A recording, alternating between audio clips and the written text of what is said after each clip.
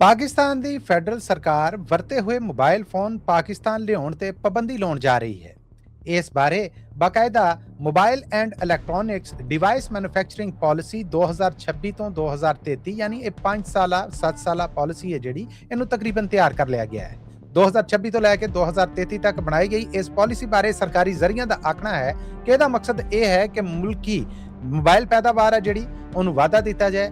ਬਾਹਰੋਂ ਜਿਹੜੇ mobile phone ਲਿਆ ਕੇ ਮੁਲਕ ਦੇ ਵਿੱਚ ਟੈਕਸ ਦਾ ਨੁਕਸਾਨ ਕੀਤਾ ਜਾਂਦਾ ਹੈ ਉਹਨੂੰ ਰੋਕਿਆ ਜਾਏ। ਪੁਰਾਣੇ ਮੋਬਾਈਲਾਂ ਦੇ ਪਾਕਿਸਤਾਨ ਆਉਣ ਔਰ ਵਰਤਣ ਦੇ ਉੱਤੇ ਪਾਬੰਦੀ ਜਿਹੜੀ ਉਹਨੂੰ ਸਟਰੋਂਗ ਕੀਤਾ ਜਾਏ। ਯਾਦ ਰਵੇ ਕਿ ਇਹ ਮੋਬਾਈਲ ਪਾਲਿਸੀ ਐਨ ਉਸ ਵੇਲੇ ਸਾਹਮਣੇ ਆ ਰਹੀ ਹੈ ਜਦੋਂ ਪਾਕਿਸਤਾਨ ਤੋਂ ਮੁਰਤਜ਼ਾ ਗਿਲਾਨੀ ਹੋਣੇ ਜਿਹੜੇ ਕਿ ਪਾਕਿਸਤਾਨ ਦੇ ਪ੍ਰਾਈਮ ਮਿਨਿਸਟਰ ਯੂਸਫ ਰਜ਼ਾ ਗਿਲਾਨੀ ਹੋਣਾ ਦੇ ਪੁੱਤਰ ਨੇ, ਉਹਨਾਂ ਵੱਲੋਂ ਇਹ ਆਵਾਜ਼ ਚੁੱਕੀ ਗਈ ਹੈ ਕਿ ਮਹਿੰਗਾ ਮੋਬਾਈਲ ਰੱਖਣਾ ਕਿਤੇ ਅਯਾਸ਼ੀ ਦੇ ਜ਼ੁਮਰੇ 'ਚ ਨਹੀਂ ਹੁੰਦਾ। ਪਰ ਸਰਕਾਰ ਵੱਲੋਂ ਮਹਿੰਗਾ ਮੋਬਾਈਲ ਜਾਂ ਐਪਲ ਫੋਨ ਜਾਂ ਹੋਰ ਮਹਿੰਗੇ ਮੋਬਾਈਲ ਜਦੋਂ ਪਾਕਿਸਤਾਨ 'ਚ ਲਿਆਏ ਜਾਂਦੇ ਨੇ ਤੇ 에ਅਰਪੋਰਟ ਦੇ ਉੱਤੇ ਉਹਨਾਂ ਤੇ ਡਿਊਟੀ ਲਾ ਦਿੱਤੀ ਜਾਂਦੀ ਹੈ।